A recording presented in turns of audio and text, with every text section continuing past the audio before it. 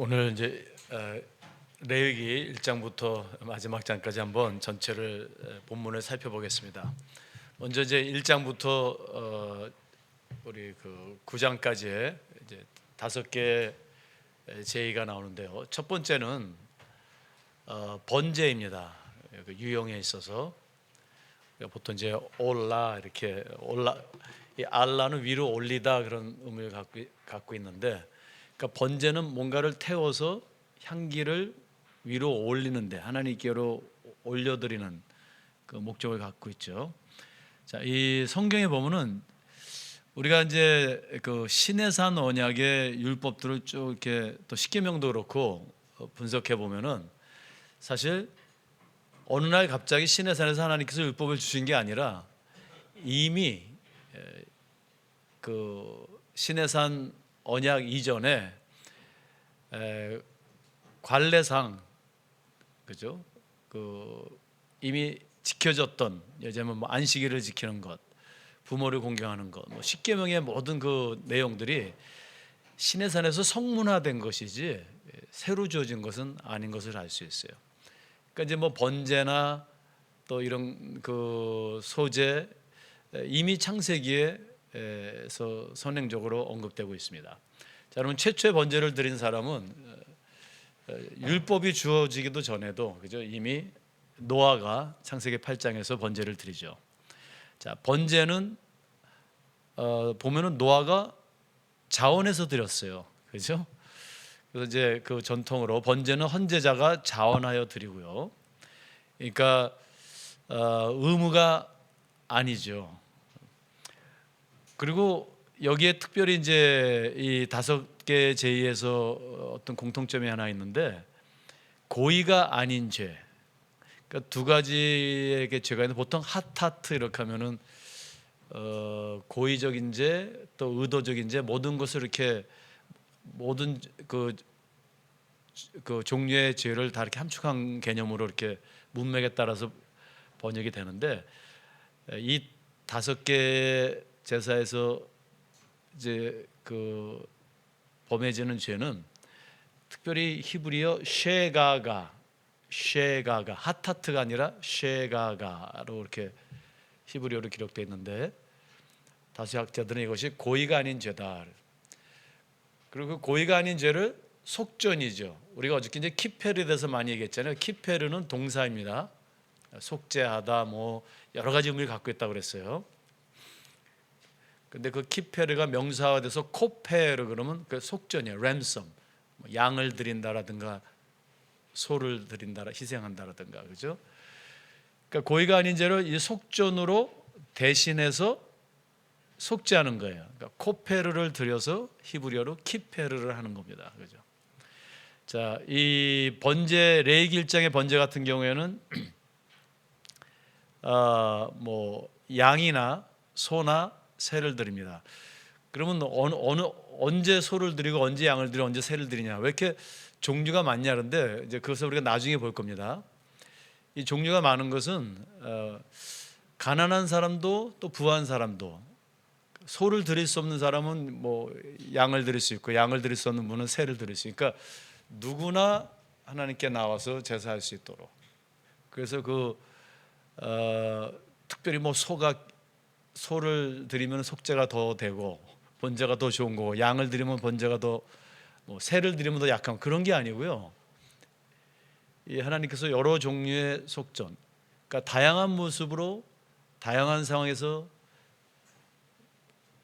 어떠한 사람이든지 하나님 앞에 나와 예배 드릴 수 있도록, 그죠? 그러니까 예배를 드린 데 있어서 뭐 돈이 없어서 못 드립니다, 배운 게 없어서 못 드립니다, 이런 게 아니라는 것이죠. 그런 의미를 분명히 여기에 담고 있음을 우리가 볼 수 있습니다. 자, 근데 이 번제에서는 무슨 일이 벌어지면, 이 희생 동물을 갖다가 이제 속전이죠. 거기다가 헌제자가, 봉헌자가, 예배자가 거기에 손을 갖다, 나탄, 어저께 우리가 동사들 여러 동사를 이렇게 배웠죠. 피를 뿌리다, 붓다, 안수하다. 이 경우에는 헌제자가 여기다 안수를 합니다. 그래서 그 헌제자의 죄가 이 제물로 임퓨테이션, 전가되는 거죠. 그죠? 그렇게 해서 이제 드리는 거고요. 그러면 이제 거기 피를 빼는데 이 피를 만질 수 있는 사람은 제사장만 만질 수 있어요. 그러니까 헌제자가 직접 하나님께 예배드리지를 못하고 중간에 중보하는 자가 있어야 돼요. 그죠? 누구냐면 바로 제사장입니다. 그래서 제사장이 회막문에서, 어저께 우리 회막들 문이 있고 회막문이 있다고 그랬죠. 회막문 제단에 어저께 우리 도표를 봤는데 그 제단에다가 피를 손가락으로 이렇게 해서 뿌리는 겁니다. 그죠? 이건 나사라고 하고 또 히제 이렇게 이렇게 하는데 뿌립니다. 그래서 그 제단 위에 그리고 이 제물 전체를 화제로 드리는 게 것이에요. 그래서 피를 뿌려서 정화하고 속죄하고 그다음에 온전히 드려지는 것. 그래서 이 번제의 초점은 완전히 태우는 겁니다. 그 아브라함은 그 완전히 태우지를 못하잖아요, 그렇죠? 그래가지고 그냥 까마귀만 쫓다가 잠이 들었는데, 그래서 하나님의 불이 내려서 온전히 태워지는데, 이게 온전히 태워진다는 건 온전한 헌신, 온전한 드림. 그래서 우리 구약의 이 탐임이라는 온전한이라는 개념이 대강이 없다라는 겁니다. 근데 오늘날 그 우리 그리스도인들이 또 현대인들이 제일 싫어하는 게 온전함이에요. 우리는 대강을 좋아합니다. 그죠? 그래서 이제 신앙생활도 대강하고 뭐 이것도 좀 대강하고, 물론 우리가 밸런스가 필요해요. 그런데 하나님은 온전함, 완전히 태워지는 것. 여기 보면요, 그 나무와 화목주에 기름을 올려가지고 그 번제를 드릴 때, 태울 때 끊임없이 피워지도록 유지해야 돼요. 그러니까 완전히 태우기 위해서요. 자, 여기에 보면요, 이것은 너희가 대대로 여호와 앞에 회막문에서, 그러니까 하나님 앞에 나와 드릴 번제라. 내가 거기서 너희와 만나고 내게 말하리라 그래요. 자, 그러면 이 번제는 번제를 통해서 하나님과 만나고 하나님이 우리에게 말씀하신다라는 거예요. 그래서 이 번제가 기도를 상징한다라고 많이 보는 거예요. 그죠? 그러니까 제단의 불이 꺼지지 말아야 하는 것, 그거는 꺼지지 않는 기도, 욥기에 나오죠. 그리고 하나님이 말씀하시는 것, 기도는 하나님이 우리에게 말씀하시는 것, 우리가 또 하나님께 소통하는 것. 자, 번제에서 흠이 없는 온전한 제물은 대속 그리고 헌제자의 성결된 삶을 함의합니다. 번제를 포함해 모든 5개의 제사는, 자, 이게 5개 제사에 계속 반복돼서 나오는 문구가 있는데요. 이는 야훼께, 여호와께 드리는 향기로운 냄새다 그래요. 레하 니호라, 그죠? 니호하 라아도나이, 이렇게. 바울 사도는 이를 그리스도를 아는 향기라 이렇게 얘기하죠.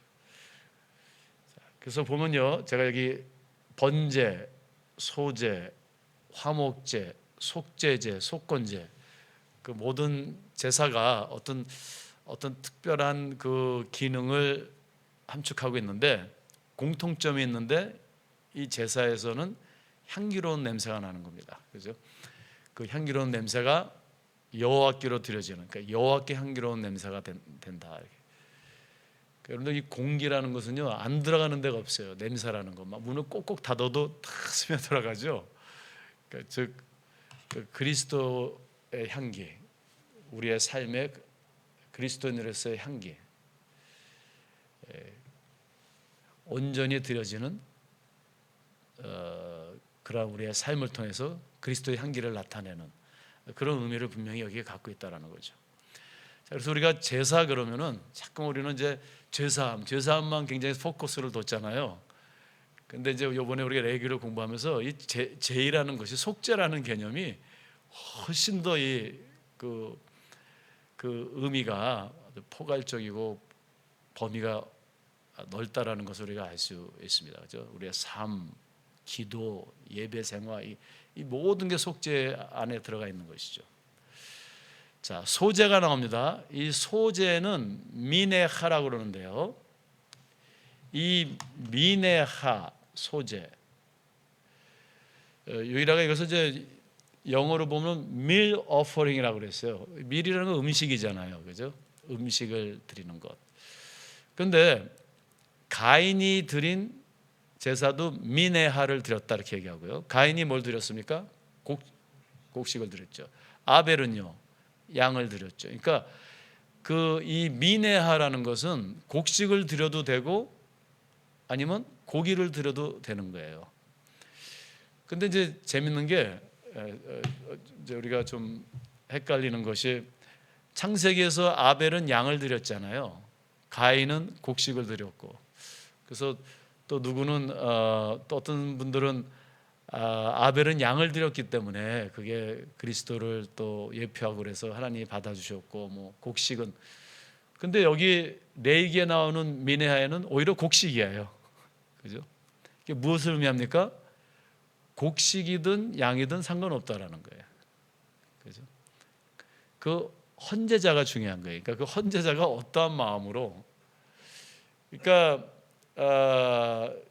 예배를 드리는데요. 뭐 기타를 치고 예배를 드리든 피아노를 치고 예배를 드리든 그 다 괜찮은데 그 신령과 진정으로 예배를 드렸는가? 물론 우리가 신약에 가면은 아벨은 더 좋은 제사로, 그죠? 하나님께 드렸다 이렇게 얘기했어요.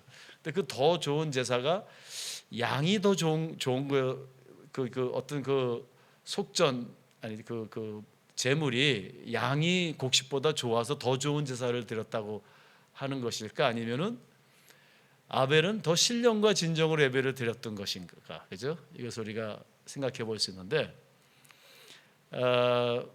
많은 신학자들이 아벨은 더 좋은 제물을 더 신령과 진정으로 드렸다 이렇게 이제 해석을 하거든요. 근데 우리가 이 레위기를 보면은 여기에 소재는 곡물이에요. 가인의 곡물이에요. 그죠? 그걸 보면은 이 제물이 무엇이냐가 중요한 게 아니라 그 제물을 드리는 헌제자. 그죠?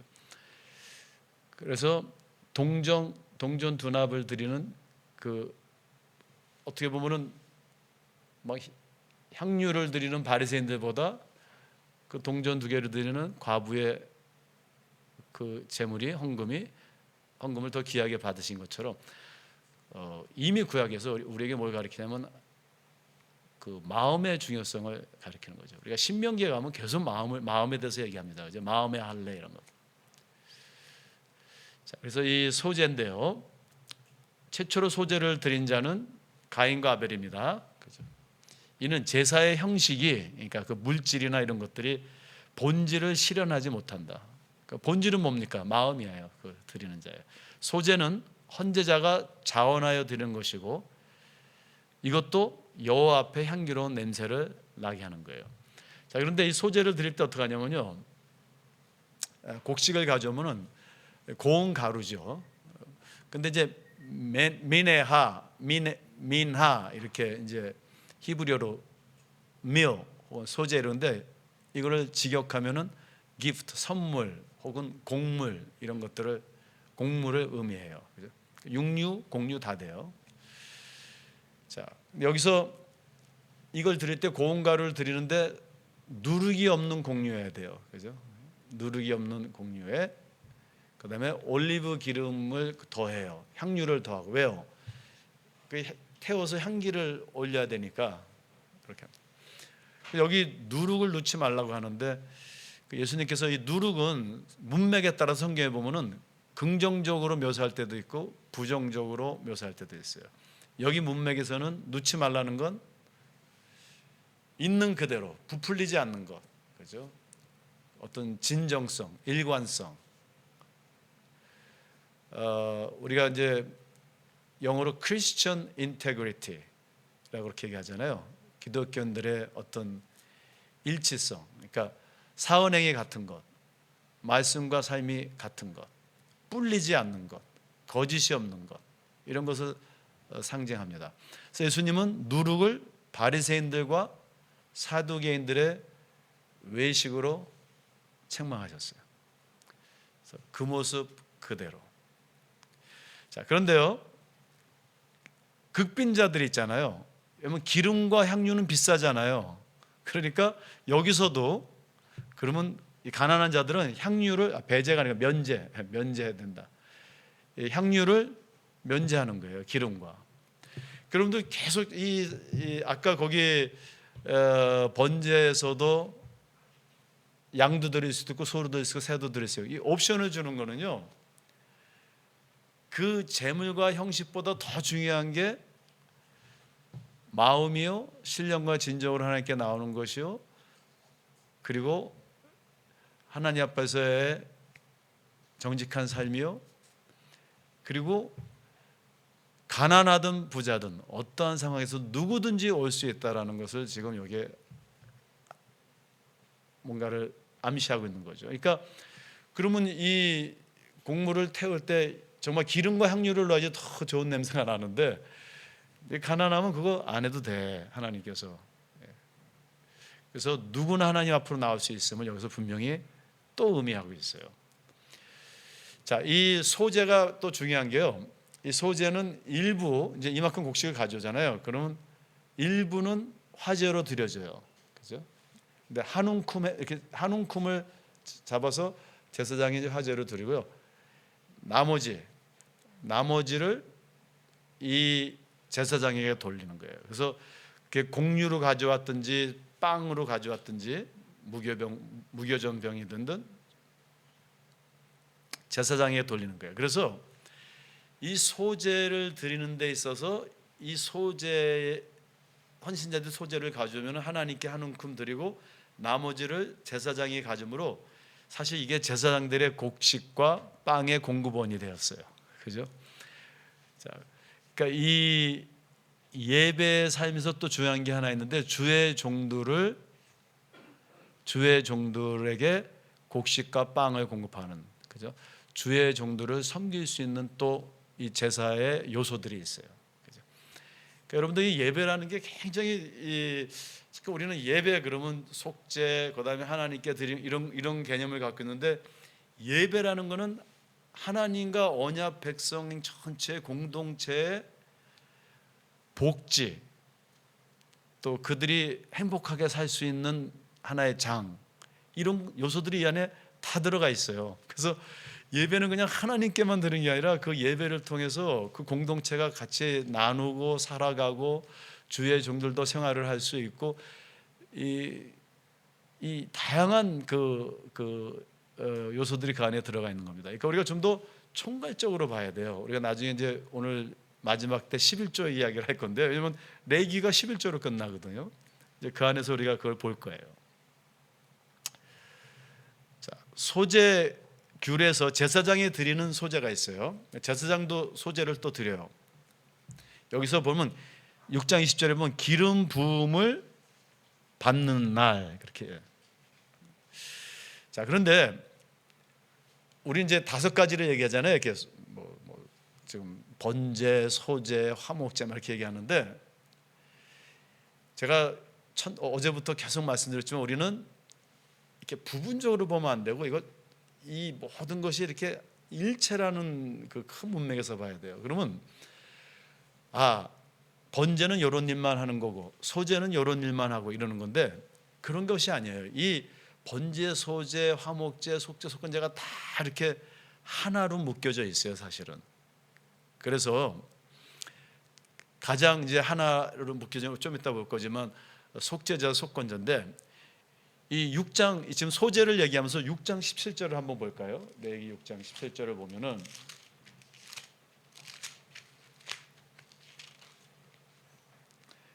그것에 누룩을 넣어 굽지 말라, 그죠? 그 빵을 드릴 때 누룩 넣지 말고 이제 빵을 고소 하나님께 드리는데 이는 나의 화제물 중에서 내가 그들에게 주어 그들의 소득이 되게 하는 것이라. 또 소득이 되게 한다고 그랬죠, 제사장들의. 근데요, 속죄제와 속건제 같이 지극히 거룩한 것이다. 그러니까 지금 이 소제를 속죄제와 속건제 같은 것이다, 이렇게 얘기하는 거예요. 그러니까 이게 나는 이건 화목제니까 화목만 하는 거야, 이건 속죄제니까 속죄만 하는 거야, 이게 아니라는 거예요. 이게 지금 우리가 하나님께 예배드릴 때 속죄도 있고 구속도 있고 성화도 있고 복지도 있고 나눔도 있고 교제도 있고, 이게 속죄의 개념이에요. 그러니까 우리의 좀 구원의 개념을 좀 넓혔으면 좋겠어요. 그러니까 우리가 구원 그러면은 예수 믿고 죄사함 받고 정말 나 같은 죄인이, 그 가장 깊은, 그게 뿌리죠. 그 기반입니다. 나 같은 죄인을 하나님께서 그리스도의 피로 사하시고 용서하시고 나를 구원하시고 또 천국으로 이끄시고.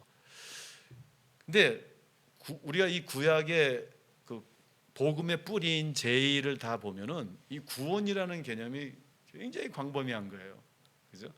그래서 그 안에 죄사함도 있고 하나님의 축복도 있고 나눔도 있고 사회 정의도 있고 복지도 있고 자연과 환경을 보호하는 것도 있고, 이 굉장히 전인적이고 우주적인, 정말 하나님은 우주 만물을 창조하신 분이시기 때문에 그분의 구속은 그냥 이한영이 한 명 이게 아니고 모든 피조물이 고대하는. 그래서 우리가 구원의 개념을 좀 더, 뭐 사회적 구원이냐 아니면 영혼 구원이냐 이거 갖고 싸우는데 싸울 필요가 없어요. 두 개가 다 이 안에는 들어가 있어요. 그러니까 이 소재도 속건제와 속죄 같은 것이다, 이렇게 얘기하는 겁니다. 그죠?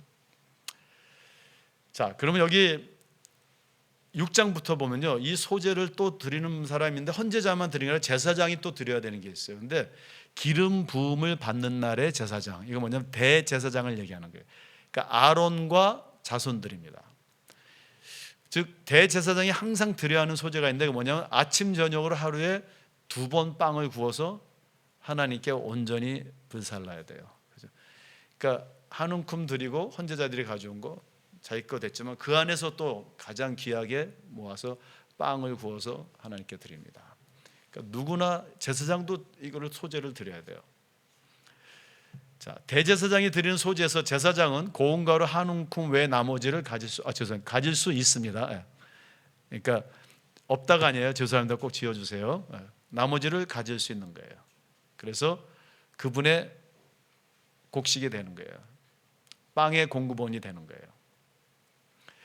자, 화목제 외에는 봉헌자는요 자기의 재물을 먹을 수 없어요. 그러니까 제사장이 아닌 이상 내가 평신도가 이제 그냥 다른 사람들이 헌제자가 공유를 가져왔으면은 제사장이 이게 한 움큼 화제로 드리고요. 나머지를 이 헌제자가 가져갈 수 없어요. 제사장이 갖는 거예요. 자, 그런데 자기가 가져온 것을 먹을 수 있는 제사가 있어요. 누구나, 그죠? 그게 바로 화목제예요. 샬롬, 그죠? 화목제. 이게 이제 세 번째 화목제입니다. 우리가 이 나중에 11조도 보고 이렇게 제물을 보면요, 하나님께서 고기를 드십니까? 빵을 드십니까? 그죠? 하나님은 영이신데. 사실 그 제사의 그 유형을 잘 따라 보면요, 왜 하나님께서 제사를 드리라고 하시냐면, 우리는 제사 그러면 우리가 뭐 바쳐야 되는 거고 11조를 드려야 되는 거고 아니면은 11조를 드려서 또 복을 받아야 되고, 그게 절대로 아니에요. 우리가 나중에 보겠지만 11조의 목적은 너희가 가져와서 내 앞에서 너희가 먹어라예요. 즐기라.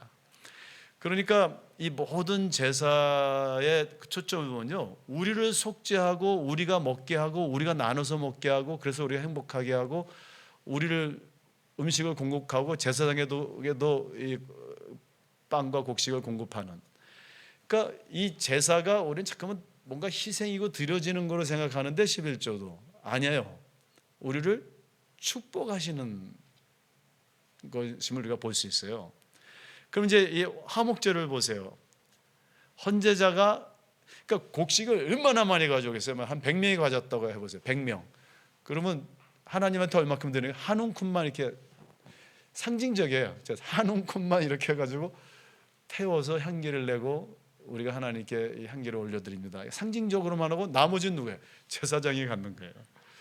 그죠? 거기서 또 좋은 걸 이렇게 상징적으로 빵을 구워드리지만 그래서 그 많은 레인들이 또 먹고 사는 거예요. 레인들이 있기 때문에 또 중보 역할을 하고 공동체가 아름다워지는 거예요. 그래서 이 제사를 보면은 하나님께 드려진다라는 것보다는 하나님께서 너희들이 가져와서 너희들이 잘 나누어라, 어떤 공동체의 복지를 위한 것인 것을 우리가 볼 수 있어요. 자, 그러면 화목제를 보세요. 헌제자가 이것도 자원해서 드리는 거예요. 그죠? 그러면 번제, 소제, 화목제는요 자원해서 드리는 거예요. 안 드릴 수도 있어요. 근데 안 드리면 무슨 문제가 생깁니까? 제사장들의 먹을거리가 없어져요. 그죠? 그러니까 이게 그러면 이 제사장과 그렇기 때문에 이 정말 자원을 어떻게 자원을 하겠습니까? 누가 자원을 하니까 감동이 돼야지 자원을 할 거 아니에요. 그죠? 그러면 이 자원하는 자들이 와서 이 세 가지 제사를 드린다는 것은 무엇을 의미하냐면은 그만큼 은혜 받은 사람들이라는, 은혜를 알고 은혜 받은 사람들이라는 거예요. 여러분도 그냥 강제로 예배드리라고 해서 신령과 진정으로 드릴 수 있나요? 없어요. 그죠? 그러니까 이 하나님의 은혜를 이미 입은 자들이에요. 입은 자들이 자원해서 나와서 이 제사를 드리며 소제, 번제, 화목제를 드리면서, 그죠? 자, 여기서요 이 화목제는요 유일하게 히브리어로 레헴 이쉘 아도나이, 화제로 여호와께 드리는 레헴, 빵, 음식이다. 그러니까 음식이라는 말이 이렇게 그대로 나오는 제의는 화목제밖에 없어요. 그죠? 그래서 이 화목제, 이 빵을 가지고 나오는데 제사장과 뿐만 아니라 백성도 먹을 수 있어요. 백성이 이거를 하나님께 가지고 나오는 거예요. 그죠? 나와서 먹는 겁니다. 자, 이거 보면요, 이 화목제는 하나님과 하나님의 백성, 또 이웃과의 회복, 또 잔치, 교제, 감사를 상징해요. 그러니까 아마 그 화목제를 드린 날은 잔치 분위기였을 것 같아요. 잔치 다 이렇게 뭐 양 한 마리도 가져오고 음식도 가져오고 뭐 곡식도 가져오고 이렇게 해서. 자, 근데 이 화목제를 드리기 전에 선행해야 되는 게 있어요. 거의 속죄제와 비슷한 일을 해야 돼요. 뭐예요? 양이나 소나 뭐 이런 동물의 안수를 하고 피를 제사장이 제단에 뿌리는 거예요. 그래서 죄사함이 선행되어야만, 속죄가 선행되어야만 이 화목이 있어요. 그죠? 서로 죄를 고백할 때 화평이 이루어져요. 그죠? 또한 여기서요 가장 귀한 기름인데 뭐 내장이나 콩팥 근처에 있는 좋은 기름을 해서, 그 시대는 기름이 귀한 것이요 기름이 상징적인 것이에요. 그죠? 그러니까 그 가장 귀한 것, 그 기름은 그 동물 전체를 대표하는 거예요. 그래서 그것을 화제로 향기로운 냄새로 드리는 거예요. 신약에 가면 이제 그 화제물이 예수 그리스도의 예표였음을 우리가 알 수 있어요. 화평케 하는 자는 복이 있나니. 그죠? 자, 그런데 이 화목제가 재밌는 게요. 화목제라는 것이 있는데 화목제를 이럴 때 저럴 때 이렇게 저렇게 드리라 하는 그 밑에 또 그 종류들이 있어요. 예를 들자면은 화목제를 감사할 때 드리는 화목제가 있고, 또 화목제를 서원할 때 드리는 화목제가 있어요. 그래서 자, 먼저 이 감사로 드리는 화목제 7장 11절 14절인데요. 화목제는 속죄를 통해 발생하는 하나님과 언약 백성 간의 회복으로 인해 감사하는 교제와 잔치를 암시해요. 그래서 여기 만약 감사함으로 드리면 그래요. 임알토다. 그래서 감사함으로 드려. 그러니까 화목제를 자원할 뿐만 아니라 감사함으로 드리면은, 그죠? 자, 여기서 재밌는 게요. 소제를 드릴 때는 누룩을 집어넣으면 안 돼요. 그죠? 그 누룩이 아까 그 부풀리고 죄라고 그랬잖아요. 근데 여기는 이 화목제에서 감사를 드릴 때는요, 무교병과 유교병을 다 쓸 수 있어요. 그러니까 누룩을 넣은 것과 안 넣은 것을 다 쓸 수 있어요. 그죠? 이 중 일부를 하나님께 드리고 나머지는 또 제사장에 돌리고 또 본인들이 먹고. 왜 그랬을까 이렇게 생각해 보니까 이 화목의 지금 개념은 무엇입니까? 백성들과 하나님과의 그 화목이잖아요. 죄를 사하고. 이게 누룩이 들은 것과 안 들은 것, 그러니까 정결하고 부정한 것, 그죠? 이 두 가지를 화목시키는, 하나님께서 이 사람들은 유교병을 더 맛있게 먹었겠죠, 그죠? 그래서 그 헌제자의 기쁨을, 헌제자가 기쁘게 먹을 수 있는 것을 즐겨하시는, 그래서 유교병까지 허락하시는 그런 의미도 있지만, 무교병과 유교병이 같이 여기 나눠지면서 부정한 게 정결하게 되는 그런 어떤 의미를 이 안에 갖고 있을 수가 있어요. 그 다음에요, 이 감사로 드리는 화목제를 먹을 때는요, 시간을 정확하게 지켜야 돼요. 시간. 그죠? 그래서 일반인이라 할지라도 오직 먼저 정결한 자만 화목제물의 고기를 먹을 수 있는데, 오늘 먹은 거는 그래서 남으면은요 절대로 남기면 안 돼요. 그죠? 먹고 다음날까지 남기면 안 돼요. 혹시 남았으면 온전히 태워버려야 돼요. 그죠? 그러니까 그것은 이 만나와도 비슷한 의미를 가지고 있는데, 하루하루를 우리가 정결함과 감사로 먹고 살아야 되는 함의하고 있어요. 그죠? 일용할 양식, 예수님도 일용할 양식이라는 걸 얘기하는데, 그러면 우리가 돈도 세이브하지 말고 뭐 은행에 돈도 두지 말, 그런 의미일까? 그런 것이 아니라 우리의 하루하루, 그러니까 우리에게 있는 모든 것이 하나님께로부터 오는 것이며, 하루하루가 절대적으로 하나님께 속해 있고 또 하나님의 은혜로 우리가 살아간다는 것을 의미하는 것이죠. 그죠? 그 다음에요, 서원제나 자원제, 이 화제물을 또 서원할 때 하나님께 화목제를 드릴 때가 있어요. 그죠? 근데 여기서 좀 특별한 거는요, 이 서원제나 자원제를 보면은 화제물의 고기를 이 서원제에서는 다음 날까지 먹을 수 있는데요, 아까 감사제에서는 안 되잖아요. 근데 여기는 3일까지, 셋째 날까지 할 수 있는데, 셋째 날 이후로는 안 돼요. 셋째 날이 지나면은 가증한 것이에요. 그래서 모든 것을, 남은 것을 불에 태워야 돼요. 이 화목제를 서원으로 드릴 때는. 그렇지 않으면은 굉장히 무서운 벌이 내리는데, 율법에서 가장 무서운 벌이 뭐냐면요, 백성 중에서 끊어지는 거예요. 그죠? 그럼 도대체 이 3일째까지 이거를 먹을 수 있고 그 다음에 먹으면 안 된다라는 거를 왜 이렇게 무서운 벌을, 뭐 간음한 거 아니고 사람을 죽인 것도 아닌데 이렇게 무서운 벌을 내릴까? 백성 중에서 끊어지는 것. 그죠? 이러한 정한 시간이 무엇을 의미하는지 우리가 확실히 알 수가 없어요. 그죠? 물론 부패로 인해서 3일이 지나면은 그 부정해지고 그 거룩의 전염이 되는 것을 함의할 수도 있어요. 근데 이거는 이제 구약학적으로는 잘못될 수 있지만, 기독론적으로 우리가 이거를 좀 살펴보면 그리스도께서도 3일째 부활하시고, 그러니까 3일째 부활로 더 이상 구약의 화목 제물이 필요 없음을 암시할 수 있어요. 함의할 수 있어요. 그 다음에요, 이 모든 화목제나 다른 제에서도 먹을 때 그 지방과 피를 섭취할 수 없어요. 지방과 피는 하나님께 드려지는 거예요. 그래서 동물의 지방과 피, 이게 아주 중요하죠. 이것도 만약에 이 지방과 피를 하나님께 드리지 않고 자기가 먹든지, 우리 양평에 가면은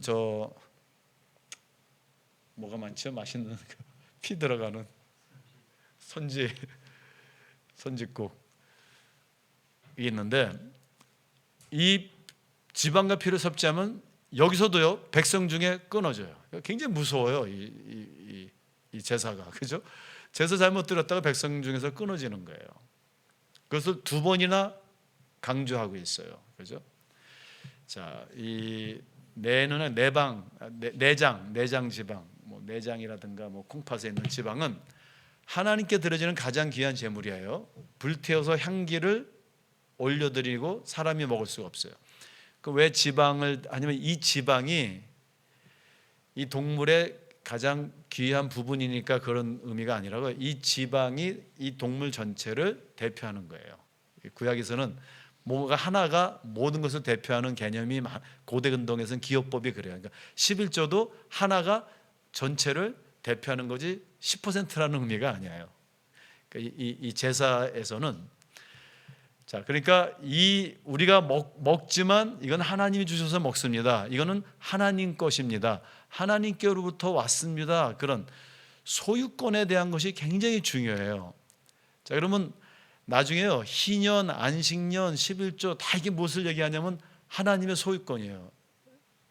레위기 19장에서도 25장에서도 세계가 다 내게 속하였나니, 출애굽기 19장에서도 세계가 다 내게 속하였나니.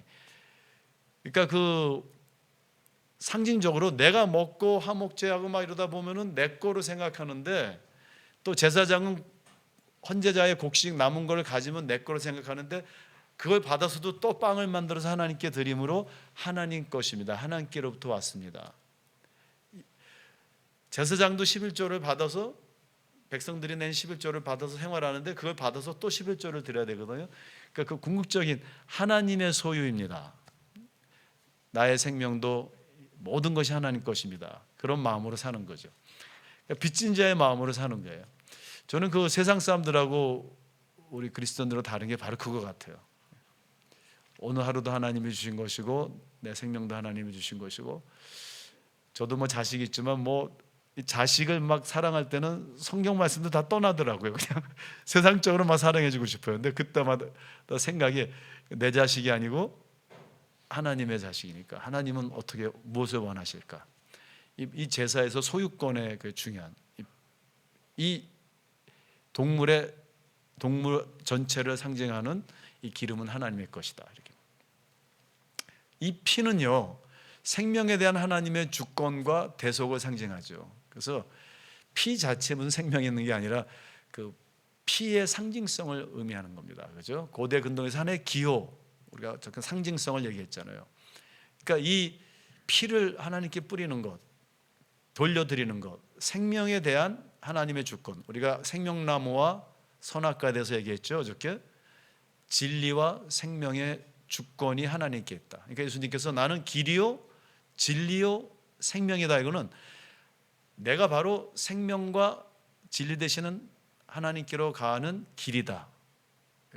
나 외로는 아버지께 갈 자가 없느니라. 그거 얘기하신 거예요.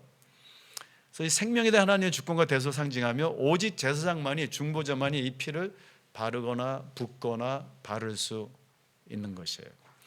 그래서 레위기 17장에 보면은 육체의 생명은 피에 있으므로 내가 이 피를 너에게 주어 제단에 뿌려 너희의 생명을 위하여 속죄하게 하였나니, 생명이 피에 있으므로 피가 죄를 속죄하느니라. 그러므로 내가 이스라엘 자손에 말하기를 너희 중에 아무도 피를 먹지 말며 너희 중에 거류하는 거류민이라도 피를 먹지 말라 하였나니, 이스라엘 백성만 뿐만 아니라 언약 백성이 아닌 자들 혹은 그 안에 거류하는 자들에게도 먹지 못하게 하는 거예요. 피의 생명의 주권을 하나님이 갖고 계세요. 따라서 구약의 화목제에서, 이 구약의 화목제에서는 살은 먹을 수 있지만 피를 못 먹어요. 그죠? 피를 못 먹습니다. 그런데 신약에 가서 어떤 일이 벌어집니까? 그리스도의 살뿐만 아니라 피를 먹음으로 그리스도 안에서 이 구속과 영생이 완성된 것을 보여주는 거예요. 온전히 성취된 것을 보여주는 겁니다. 그러니까 여기서는 그림자예요. 피가 우리의 생명을, 우리에게 생명을 부여하고 우리를 속죄하고 대속한다. 하나의 예표로. 그게 그리스도 안에서 성취됐다. 그런 말이에요. 더 이상 우리는 피를 뿌릴 필요가 없죠. 자, 그러면요, 이러한 모든 제사의 궁극적인 목적이 무엇일까요? 우리가 어저께 얘기했어요. 나 제사 안 받고 천국 가는 게 아니고 거룩하신 하나님께서 나의 삶 속에 임하시고 동행하시는 거예요. 그러니까 이제 구원이라는 것이 제사 안 받고 천국 가는 것만이 아니라, 구원의 큰 모습은 그리스도의 피로 정결해져서 하나님이, 성령이 우리 안에 거하시며 동행하시며 그분과 같이 가는 겁니다. 그죠? 근데 그 안에 분명히 삶 속에 온전하지 못한 이 세상에는 부정과 거룩의 등급이 있다고 그랬어요. 그래서 어느 때는 굉장히 거룩하게 살 것 같은데도 또 어느 때는 좀 덜 살고, 그렇지만 그 안에서 옛날에는 매일 제사를 드려야 됐지만 지금은 그럴 필요가 없어요. 예수님께서 단 한 번에 이 5가지의 제사를 다 대신 드려주셨다, 이런 겁니다. 중요한 거는 하나님과의 동행함이에요. 자, 그러면 여러분들 출애굽기부터 레위기를 한번 쭉 읽어보면요, 우리는 이렇게 5권의 책으로 읽지만, 자, 출애굽기 9장부터 한번 읽어보면요, 패턴이 있습니다. 자, 출애굽기 9장부터 제가 1절도 안 빼놓고 쭉 내려가는 거예요. 이렇게 한번 도표를 그려봤어요. 그러니까 2장, 24장 1절 18절에서 25장 1절로 가죠. 쭉쭉쭉쭉 40장 38절로 끝나죠. 그래서 레위기 1장에서 9장까지 갑니다. 그러니까 출애굽기부터 출애굽기 9장부터 레위기 9장까지 쭉 연속적으로 읽어 내려가면은 패턴이 있어요. 출애굽기 9장부터 24장에 시내산이죠. 시내산에서 하나님께서 십계명을 주십니다. 근데 하나님께서 뭔가를 우리를 축복하시려고 하면요, 이게 참 신기한 게, 하나님이 축복하시고 십계명을 주시고 계명을 주시고 안식을 주시면 얼마나 큰 복이에요. 그러면 웰컴, 환영해야 되는데 항상 이스라엘 백성들은 저항했어요. 이게 하나의 패턴이에요. 그러니까 여러분들 복음이요, 복음은 선포되면은 저항하는 사람들이 훨씬 많아요. 그죠? 그래서 오히려 백성들이 두려워합니다. 근데 하나님께서는 상관하지 아니하세요. 그 언약 규례를 세우십니다. 즉 하나님의 은혜와 말씀과 언약의 주권을 얘기하는 거예요. 그래서 그 언약을 체결하세요. 그 언약을 딱 체결하니까 24장 17절에 그 시내산 언약의 절정인데요, 절정에 무슨 일이 벌어지냐면은 시내산에 여호와의 영광이 충만하더라, 이렇게 나오는 거예요. 그러니까 카보드, 케보드 아도나이, 케보드 아도나이, 24장 17절에 끝나요. 그 다음에 25장부터 새로운 에피소드가 시작합니다. 성막이에요, 이제는. 그래서 출애굽기 25장부터 31장에 성막에 대한 이제 이야기가 나오고요. 그 다음에 31장에 이 십계명의 본질인 안식일에 대해서 이야기하고요. 그러고 있는데 사람들은 어떻게 합니까? 밑에서 금송아지들을 만들고 있어요. 그러니까 저항하는 겁니다. 이게 구약을 보면요, 아주 그 패턴이 반복적으로 일어나요. 이야기는 다른데 그 패턴이 일관돼요. 그래도 하나님은 언약을 갱신하십니다. 그죠? 그러니까 하나님의 주권적 은혜가 여기 나타나요. 그래서 끝내 성막을 봉헌하는데요, 성막을 봉헌하니까 어떤 일이 벌어집니까? 그 성막의 40장 34절에 클라이맥스, 절정의 이 내러티브 성막 소설 절정의 결론이 뭐냐면 여호와의 영광이 거기 임했다 그래요. 자, 그럼 여호와의 영광이요, 이 케보드 아도나이가 시내산에서 성막으로 내려왔습니다. 그러니까 백성들한테 더 가까이 온 거예요. 그죠? 그리고 레위기가 시작하는데 1장부터 6장 제사에 대해서 이야기하죠. 6장부터 7장부터 제사장 제의규례. 그러면 또 저항하는, 반항하는 이야기가 나와요. 나답과 아비후의 범행 이야기예요. 그럼에도 불구하고 제사장의 부가적 제의규례를 하나님께서, 그러니까 끊임없이 저항해도 하나님은 상관하시지 아니하시고 계속 말씀을 주시고 은혜를 베푸세요. 그래서 8장 9장에 드디어 아론의 제사장 위임제가 있어요. 그러니까 성막과 제사장이 세워지는 중요한 일이 벌어져요. 근데 이 제사장의 예배가 드려질 때 그 클라이맥스가 뭡니까? 9장 13절에 여호와의 영광이 백성에게 임했다라는 거예요. 자, 그러면 이 모든 제의의 시내산 언약이라든가 성막이라든가 제사라든가 여기에 궁극적인 목적이 뭡니까? 여호와의 영광이 임하는 거예요. 거룩하신 하나님이 임하시면 거기에 뭐가 있다고 그랬죠? 영광이 있다고 그랬어요. 근데 그 영광이 어떻게 됩니까? 지금 시내산에서, 성막에서 백성으로. 신약에 가면은 말씀이 육신이 되어 우리 가운데 거하시니, 그죠? 그 사람들 그걸 보니까 아버지의 영광이더라. 거기 영광이라는 말, 카보드가 바로 이 카보드예요. 그죠? 자, 레위기 8장 9장 아주 중요하죠. 레위기 이제 8장 9장으로 가면은 그 출애굽기 28장과 40장에서 그 제사장 위임식에 대한 규례를 세우시죠, 하나님께서. 그러니까 제사장 위임식 할 때는 이렇게 저렇게 하라. 그래서 그 출애굽기 28장 40장에 있는 제사장 위임식에 대한 규례를 기반으로 해서 지금 이 8장 9장에서는 실제로 이제 대제사장의 위임식을 하는 겁니다. 여기에 며칠 동안 하냐면 총 8일 동안. 여러분들 이제 그 토라를 쭉 보면요, 계속 8번이 나올 거예요. 8자가 계속 나올 거예요. 그죠? 7일이 지나고 8일째 할례를 하고, 7일이 지나고 8일째 또 위임식을 7일째 하고 8일째 축복을 하고 마지막 예배를 드리고. 그래서 제가 처음 말씀드려서 4를 초월하는 5자 숫자가 중요하고, 7을 초월하는 8자가 중요하고, 12를 초월하는 13이 중요하고. 근데 우리 보통 이렇게 일반 성도들하고 이제 수비학을 얘기해 보면은 그분들은 4, 7, 12 이거는 잘 알고 있어요. 그죠? 근데 여러분들 구약을 잘 보면 사실 더 중요한 숫자가 있어요. 4를 초월하는 5고, 7을 초월하는 8이 있고, 12를 초월하는 13이 있어요. 근데 대개 제사를 보면 다 8일째예요. 8일째. 그죠? 그 수비학에 대해서는 사실 이게 굉장히 또 많은 그 양의 그 내용이 있기 때문에 제가 부록으로 여러분들이 집에 가서 읽어보시면 됩니다. 부록의 이 교재 뒷부분에 제가 그 히브리인들의 또 구약의 수비학에 대해서 좀 요약한, 제가 요약을 한 것들을 거기 좀 부록으로 묶어놨습니다. 여러분들 집에 가서 한번 읽어보시면 됩니다. 자, 처음 7일 동안 위임식 과정을 다 서술하고요. 9장에 가서는 이 8일째 이제 대제사장으로 이제 위임을 받았잖아요. 그래서 8일째는 본인이 이제 대제사장으로 위임돼 가지고 그 아론이 제의를 직접 집전하는 거예요. 수행하는 거예요. 그 클라이막스가 딱 이렇게 있는 거죠. 근데 이 제사장 위임식에 보면요, 이 제사장 위임식은 다 들어가요. 번제, 소제, 속제제, 속건제, 요제, 거제 모든 종류의 제사들이 혼합적으로 드려져요.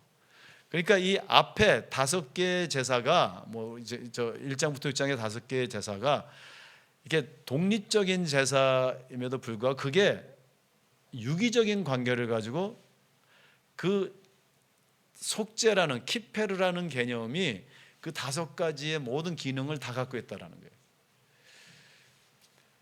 그래서 여기서 그 그리스도의 대속이 자꾸만 나의 죄를 사하시고 여기에다만 집중했기 때문에 우리가 문제가 있어요. 지금 이 대제사장은 이 5가지의 제사 플러스 2개 더해서 이걸로 다 드림으로 대제사장이 되는 거예요.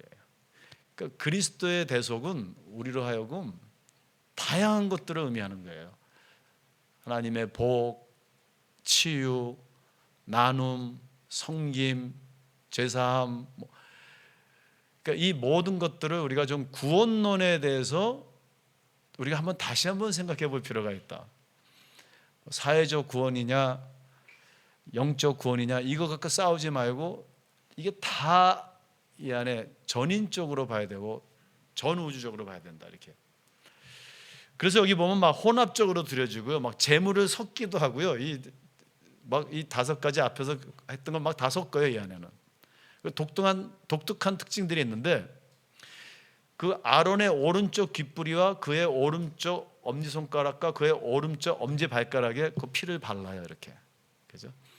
이는 제단 전체를 대표해서 제단 뿌리에다 이렇게 피를 바르는 것처럼 이 제사장과 제단을 지금 동일시하는 거예요. 제단과 제사장을 동일시해서. 그래서 그 윌리엄 멜링거라는 분이 이 위임식 제사로 제사장들은, 이 대제사장은 인간과 신적 영역을 중재하는 그 중보자가 된 것이 분명하다. 이 제의를 통해서 이렇게 제단을 상징해요. 제단에서 다 번제를 드리잖아요. 제단이 없으면 제사를 못 드리잖아요. 그 제단 뿌리에다 바르는 것처럼 아론의 기 엄지손가락 발걸에 발라서 하나님과 우리를 중보하는 자, 이렇게 상징성을 가지고 있다 이렇게 보는 거예요. 자, 여기 재밌는 게 있는데요. 이제 9장 22절에 아론이 이제 제8일째 제사장이 됐어요. 그래서 본인이 직접 제의를 집행합니다.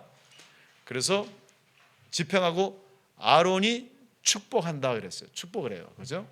그래서 9장 22절부터 24절이죠. 그러면 9장 24절에 가보면은 아론의 아들들을 사방에 뿌려 그가 또 기름과 뒷다리를 떼어내고 여호와 앞에 오른쪽 뒷다리에 놓고 9장 죄송합니다. 아론이 백성을 향하여 손을 들어 축복함으로 속죄제와 번제와 화목제를 마치고 뭐 이렇게. 자, 그러면 이 아론의 축복 아시죠? 우리 목사님들이 많이. 그러면 아론이 여기서 축복을 했는데 그 내용이 무엇이었을까? 우리 민수기로 가서 그걸 볼 수 있어요. 민수기 6장 24절 26절에 축복이었을 거예요. 그 유명한 아론의 축복입니다. 자, 그러면 아론의 축복을 제가 한번 읽어보겠어요. 6장 24절 26절 우리 목사님들께서 저는 그 축도할 때 여러분께서 이 아론의 축도를 이렇게 낭독하시고 그 다음에 또 성부 성자 성령의 이름으로 이렇게 축도하면 참 좋을 것 같아요. 그죠? 그 이유가 있어요. 보세요. 민수기 6장 24절은 야훼께서 내게 복을 주시고 너를 지키시기를 원한노라. 이 네 개가 누굽니까? 이스라엘입니다. 광야 공동체입니다.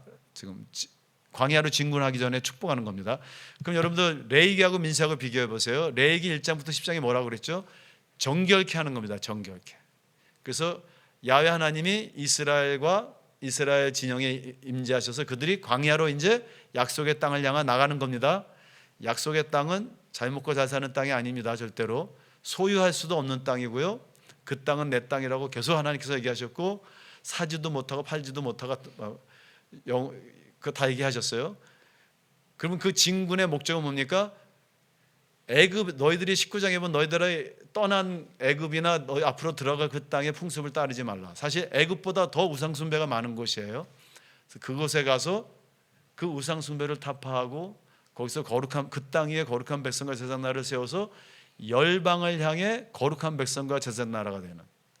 그러니까 하나님의 예정과 소명이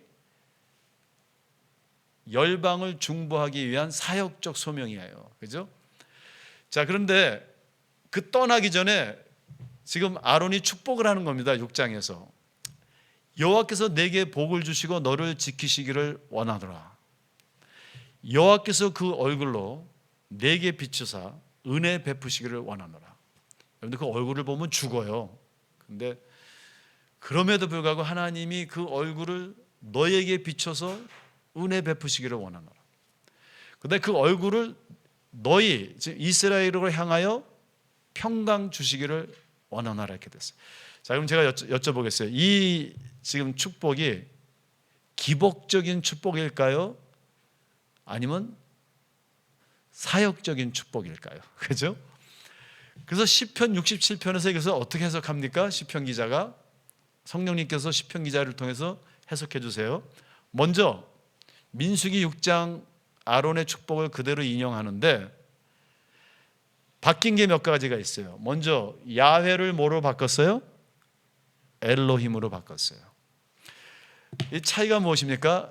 야훼는요 이스라엘의 언약적인 하나님이세요. 어저께 우리가 여기 많은 논쟁이 있지만 하나님은 이름이 없다고 그랬죠. 그러면 엘로힘은 누구십니까? 창조주 하나님, 우주적 하나님, 그죠? 그러니까 창세기 1장 1절에 태초에 하나님이 천지를 창조하셨습니다 할 때는 야훼를 안 쓰죠. 베레시트 바라 엘로힘이에요. 엘로힘이 우주 만물을 창조하셨다. 그러니까 야훼를 시편에서는 엘로힘으로 바꿉니다. 물론 비평학자들은 이게 또 뭐 이거는 제 문서고 저거는 뭐 피 문서고 이렇게 문서설로 이야기하지만 여기서 분명히 신학적으로 여호와를 엘로힘으로 어떤 인격적이고 개인적인 나와 동행하시는 하나님이 아니라 그걸 넘어서 우주 만물을 창조하신 엘로힘, 그 엘로힘이 나에게 복을 주는 게 아니라 우리를, 공동체입니다, 우리를 긍휼히 여기사 복을 주시고 그 얼굴 빛으로 우리에게 비추사. 이게 지금 내게에서 우리로 확장됐어요. 그 다음에 중요한 게 있어요. 주의 도를 땅 위에, 주의 구원을 만방 중에 알리소서. 자, 이게 뭐예요? 하나님의 복은 기복이 아니라, 나 혼자 잘 먹고 잘 사는 복이 아니라 분명히 복은 있는데, 그 복이 하나님의 주님의 도와 구원을 만방 중에 중보하고 알리기 위한 복이라는 거예요. 그렇다면은 그 아론의 축도는, 여러분도 이제 일주일 동안 복 많이 받고 사세요, 그런 축도가 아니고, 목사님들의 마지막 축도는 무슨 축도가 되냐면요, 여러분들 세상으로 나가서 하나님이 주신 은혜와 복을 나누십시오. 이게 축도거든요. 이거를 우리가 성도들에게 설명해 줘야 돼요. 아니면 성도들은 목사님이 축도하실 때 내가 복을 받는다 이러고 나가요.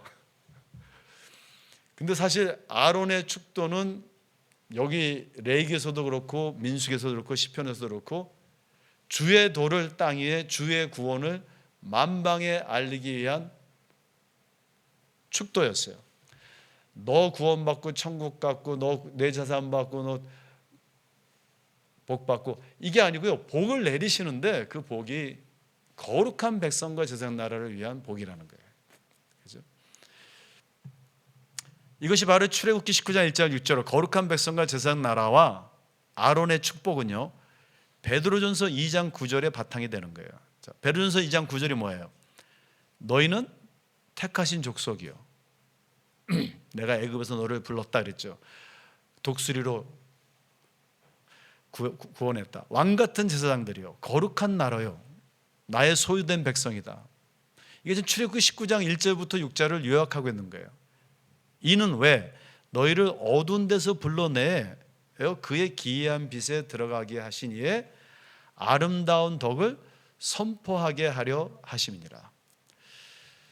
그래서 제가 이제 너무 자꾸 반복해서 말씀드리는데 이게 너무 중요하다고 생각해요. 두 가지인데요. 구원의 개념, 우리 그리스도인들이 구원에 대한 개념을 좀 넓힐 필요가 있다. 그냥 속죄, 죄사함, 중요한 거예요. 선행돼야 돼요. 거기서 끝나지 말고 전인적인 것, 전우주적인 것, 사회적인 것, 경제적인 것, 그죠? 학문적인 것, 구원이 학문에도 들어가고, 그죠? 경제에도 들어가고, 뭐 이런. 또 하나는 하나님은 분명히 복을 주시는 하나님이잖아요, 그죠? 근데 그 복이 그 하나님의 우리의 선택, 우리 잠깐만 예정론이라는 말을, 사실 예정이라는 말이 굉장히 그 애매한 말인데, 그 에베소서 1장에서 우리가 이야기하죠. 물론 하나님의 주권을 얘기하는데 우리 인간의 언어로 그 하나님의 예정과 영원하신 섭리를 교리적으로 환원시킬 수가 없어요. 그건 하나님께 맡기고, 분명한 건 뭐냐면 하나님의 예정은 나의 한 사람의 영혼을 위한 예정, 거기서 끝나는 게 아니라 하나님, 성경의 총체적으로 보면 하나님의 선택은 열방의 중보자로 세우기 위한 선택이었다는 거예요. 그래서 이것을 우리가 prosperity election 혹은 salvational election, 영어로 구속론적인 그 선택보다는 missional election, 우리를 선택하신 이유, 더 큰 목적, 열방을 중보하기 위한, 그들을 사랑하고 중보하고 그들에게 복음을 전하고. 그래서 정말 땅이, 약속의 땅이라는 것이, 잠깐 우리는 오늘 이제 젖과 꿀이 흐르는 땅이 무엇인지 이제 설명을 할 겁니다. 젖과 꿀이 흐르는 땅. 그래서 거기 가서 젖과 꿀이 흘러서 잘 먹고 잘 살고. 여러분도 이스라엘 가보세요. 젖과 꿀이 안 흘러요, 그 땅에. 여러 번 가봤어요. 옛날에도 안 흘렀고요. 젖과 꿀이 흐르는 땅이 무엇인가라는 걸, 그러니까 우리가 우리의 기업법으로 잠깐만 이야기한 거예요. 일단 우리가 설명을 할 거예요. 그 땅이 목적이 아니고 그 땅 위에 거룩한 백성과 제사장 나라를 세우는 게 목적이거든요. 그래서 예수님께서 계속 쉬운 말로 땅을 팔아서 천국을 사라. 우리는 잠깐만 천국을 팔아서 땅을 살려고 그러고, 이게 땅이 중요하지 않다는 게 아닙니다. 땅을, 하나님의 복이 있어요. 그렇지만 그것이 거룩한 백성과 제사장 나라의 사역을 위한 복이다. 그래서 여러분께서 성도들에게 한 번 정도는 예배 끝나고 목사님들이 축도할 때 그 축도의 의미가 뭔가를 우리가 꼭 가르쳐 줘야 돼요. 저는 예배 드릴 때 목사님이 축도하면 마음으로 제가 이렇게 받아들여요. 네, 또한 일주일을 나가서 거룩한 백성과 제사장 나라로 살겠습니다. 그게 축도예요. 그렇죠? 자, 시간이 너무 많이 지나서 11시 2분인데 15분에 돌아올까요?